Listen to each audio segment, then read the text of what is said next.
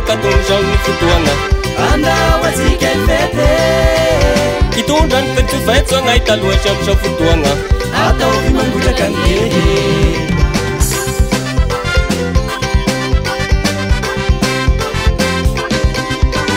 elaela zany fakahita roa katongzao ny fotoagna andao atsika fety hitondra ny fetsovaitso agnahita loatra am'zao fotoagna ataovy mangotraka amiehe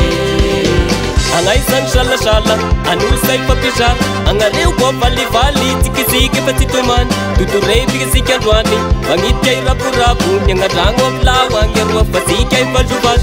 Angaizan salasala, anul say papisar, angareu ko pali-pali, tiki-tiki patituman, tuturei bigasi kanwani, bangit kay rapu-rapu, yang ngadang wablawang, yang wapati kay paljubas. Raulo.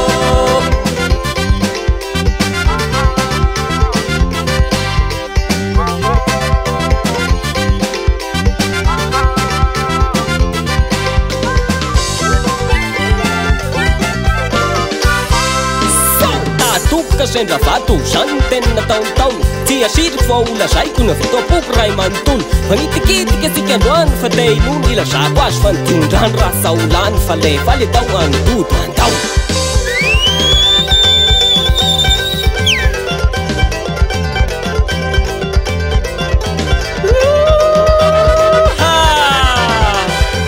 Atao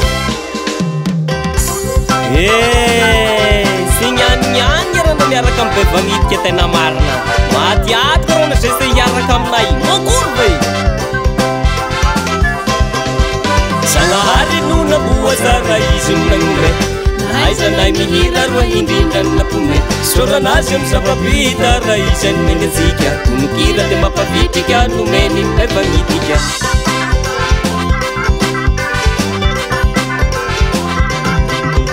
Sanahary no naboazara izy nagnome Nahaizanay mihira roa indrindra napome Soranazy amin'ny zava-bita raha izy nomeny atsika Tonokira dia mampavitrika nomeny bevagnitika Angaizany salasala an'olo zay fampiasana Angareo koa valivali tsikitsika fa tsy tomany Totorey bikitsika androany Magnitika ay raporapo Ny agnandragno avilao agny aroa fazika ay valjovazo Angaizany salasala an'olo zay fampiasana Angareo koa valivali tsikitsika fa tsy tomany Totorey bikitsika androany Magnitika ay raporapo Ny agnandragno avilao agny aroa fazika ay valjovazo Raulo Dia sotro no agnitika miaraka amin'Andriamanitra raha selesy Enanoa